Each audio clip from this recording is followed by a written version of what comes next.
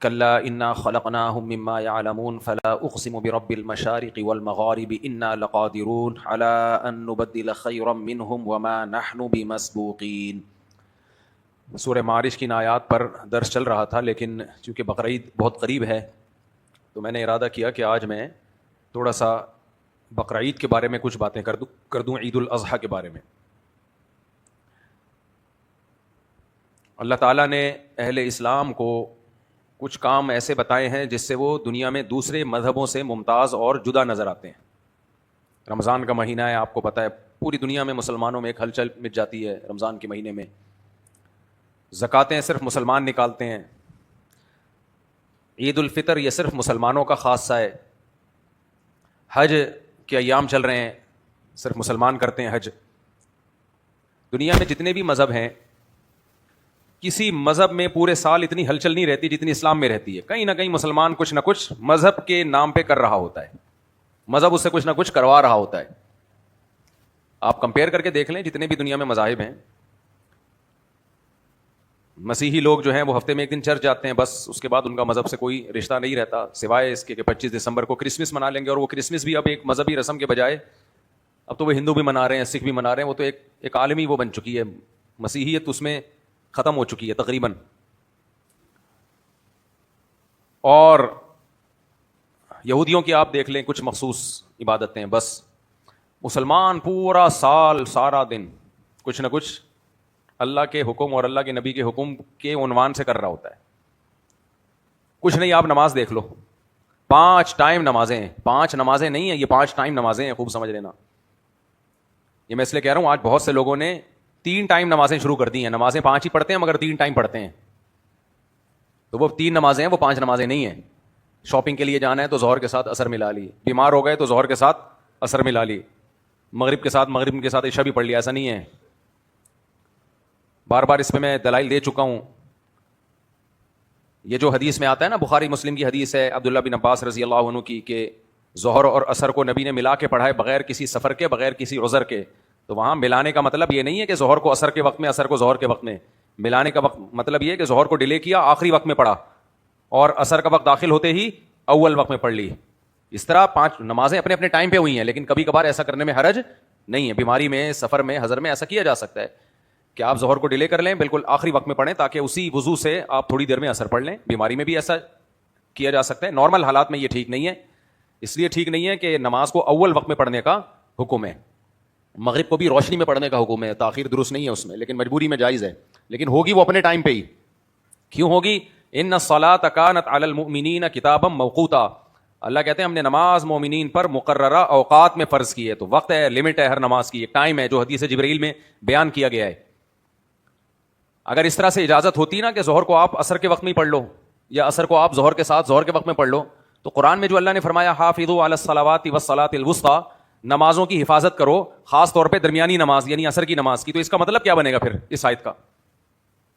نمازوں کی حفاظت کرو. عبداللہ بن مسعود کہتے ہیں حفاظت کا مطلب ہر نماز اپنے وقت پہ پڑھو. حفاظت کا یہی مطلب ہے. تو اس سے پتہ چلتا ہے ہر نماز کا اپنا ایک ٹائم ہے، اس سے ہر نماز مراد ہے. اور اللہ نے کہا خاص طور پہ عصر. کیا مطلب؟ عصر اپنے ٹائم سے آگے پیچھے نہیں ہونی چاہیے، یہی مطلب ہے نا. تو آپ نے عصر 12 بجے پڑھ لی تو یہ عصر اپنے ٹائم پہ تو نہ ہوئی. اور آپ نے عصر کا ٹائم اتنا لمبا کر دیا کہ سورج ڈھل جائے تو ظہر کا وقت بھی شروع، عصر کا بھی شروع، اور وہ رہے گا غروب آفتاب تک. تو پھر عصر کی حفاظت کا مطلب کیا ہوا؟ حفاظت اس چیز کی ہوتی ہے جس کی حفاظت، جس کا ٹائم شارٹ ہو، محدود وقت ہو، اس کے ضائع ہونے کا خطرہ ہو، اس لیے اس کی حفاظت کا حکم دیا جاتا ہے. دیکھو قیمتی چیزوں کی حفاظت کا حکم دیا جاتا ہے نا، کیونکہ قیمتی چیز کے چوری ہونے کا خطرہ ہوتا ہے، ضائع ہونے کا خطرہ ہوتا ہے. تو عصر کی نماز کے ضائع ہونے کا خطرہ تھا. کیوں؟ وقت کم ہے، اس لیے اس کی حفاظت کا الگ سے حکم دیا گیا. تو نئے نئے اسکالر مارکیٹ میں آ رہے ہیں، لوگوں کو عجیب عجیب چیزوں کی پڑھیاں پڑھا دی انہوں نے. میں نے خود دیکھا ہے، اب میں دیکھ رہا ہوں تو ظہر کے ساتھ عصر پڑھ رہے ہوتے ہیں. ٹائم میں آج جانا ہے، ہم نے شاپنگ کرنی ہے، آج تھوڑا سا 2-4 چھینٹے پڑے بارش کے، چلو بھائی ظہر کے ساتھ عصر پڑھ لو. تو یہ کیا ہے بھائی؟ کہاں سے نکال رہے ہو یہ سب چیزیں؟ کہتے ہیں سعودی ایسا کرتے ہیں. وہ تو سارے سعودی ایسا کرتے نہیں، اور کرتے بھی ہیں تو تم بول دو ہم فقہ میں سعودیوں کو فالو کرتے ہیں. پھر قرآن حدیث کا لیبل مت لگاؤ. پھر یہ نہیں بولو ہم قرآن حدیث کو مانتے ہیں، بولتے ہیں ہم سعودیوں کو مانتے ہیں، ہم سعودیہ کی تقلید کرتے ہیں. پھر یہ بولو. بعض لوگ کہتے ہیں نہیں ہم سعودیوں کو نہیں مانتے، ہم مانتے قرآن و حدیث کو ہیں، لیکن قرآن انہوں نے زیادہ سمجھا ہے، یہاں کے لوگوں نے کم سمجھا ہے، کیونکہ وہ سعودی ہیں. اس پہ بھی قائم نہیں رہتے آپ لوگ. سعودیہ کے جو بڑے علماء ہیں ان سب کا فتویٰ ہے نماز چھوڑنے سے آدمی کافر ہو جاتا ہے. بن باز، شیخ بن باز وغیرہ کا یہی فتویٰ ہے. اونٹ کا گوشت کھانے سے وضو ٹوٹ جاتا ہے، یہ ان کا فتویٰ ہے. تو آپ کیا نماز چھوٹنے سے آپ کافر سمجھتے ہو اپنے آپ کو؟ وہ تو کہتے ہیں نکاح بھی ٹوٹ جاتا ہے. تو نہ تم سعودیہ کے ہو، نہ تم قرآن و سنت کے ہو، تم خواہشات کے غلام ہو. تو اس لیے پراپر وے میں ایک فقہ کو فالو کیا جاتا ہے. یا تو دلیل کو فالو کرو. دلیل تو پھر یہی ہے جو میں پیش کر رہا ہوں آپ کے سامنے. بخاری مسلم کی حدیث ہے، عبداللہ بن مسعود کہتے ہیں، صحیح حدیث ہے، عبداللہ بن مسعود کہتے ہیں کہ نبی نے کبھی بھی نہ سفر میں 2 نمازیں اکٹھی پڑھی، نہ حضر میں 2 نمازیں اکٹھی پڑھی ہیں، سوائے حج کے موقع پہ جو عرفات میں پڑھی جاتی ہیں یا مزدلفہ میں پڑھی جاتی ہیں، کبھی بھی اکٹھی نہیں پڑھی ہیں. اور عبداللہ بن مسعود نبی کے سفر حضر کے ساتھی تھے. اور کمال ہے عبداللہ بن مسعود بھی حدیث بیان کرتے ہیں کہ نبی نے سفر میں 2 نمازیں اکٹھی پڑھی ہیں. اب ایک جگہ کہہ رہے ہیں اکٹھی نہیں پڑھی ہیں، ایک جگہ کہہ رہے ہیں اکٹھی پڑھی ہیں. دونوں حدیثیں صحیح ہیں.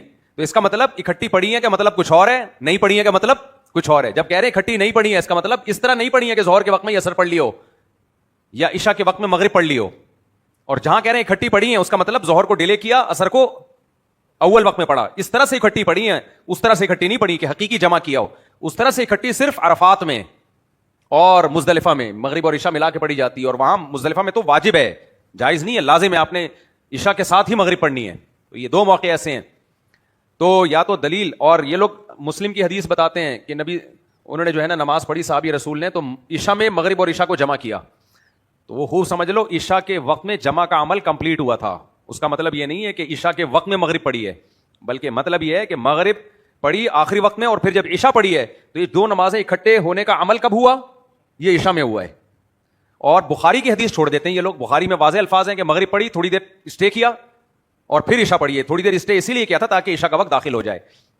خیر یہ فقہی بحث میں نے چھیڑ دی آپ لوگ کے سامنے. حاصل یہی ہے کہ ہر نماز اپنے ٹائم پہ پڑھنی پڑے گی.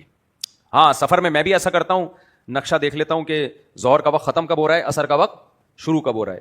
تو جہازوں میں بڑی مشکل ہوتی ہے بعض دفعہ. ایئرپورٹ پہ اگر ایسا ممکن ہو تو ظہر پڑھی اور تھوڑی دیر میں عصر پڑھ لی، وہ پھر آسان ہے. یہ جہازوں میں خاص طور پہ ٹرین میں جانا ہے، جہاز میں جانا ہے، بس میں جانا ہے، اس طرح سے عمل کر سکتے ہیں. بیمار لوگوں کو تو بہت اس میں، کیونکہ ان کے لیے بار بار وضو کرنا بڑا مشکل ہوتا ہے. مریضوں کے لیے، گھر میں بزرگ ہیں تو ان کو آخری وقت میں وضو کراؤ جب مغرب کا وقت ختم ہونے والا ہو. وضو کراؤ، وہ 3 فرض پڑھے، تھوڑا سا ٹھہرے، فوراً عشاء پڑھ لی اور اسی کے ساتھ وتر پڑھ لی انہوں نے.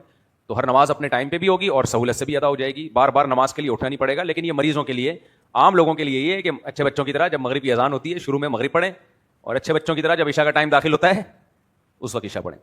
تو کیوں؟ ان الصلاۃ کانت علی المؤمنین کتابا موقوتا. اور ایک اور حدیث پیش کر دوں، بخاری میں آتا ہے نبی صلی اللہ علیہ وسلم نے فجر کی نماز سفر میں قضا ہو گئی، آنکھ نہیں کھلی، تو آپ نے صحابہ کو تسلی دی، لیس فی النوم تفریط، فرمایا کوئی بات نہیں، ہم سو رہے تھے، ہمیں نہیں پتا تھا، اس میں کوئی کوتاہی نہیں ہے. انما التفریط فی الیقظہ، جاگنے میں فرمایا نماز میں کوتاہی ہوتی ہے. اور وہ کوتاہی کیا ہے؟ تؤخر الصلاۃ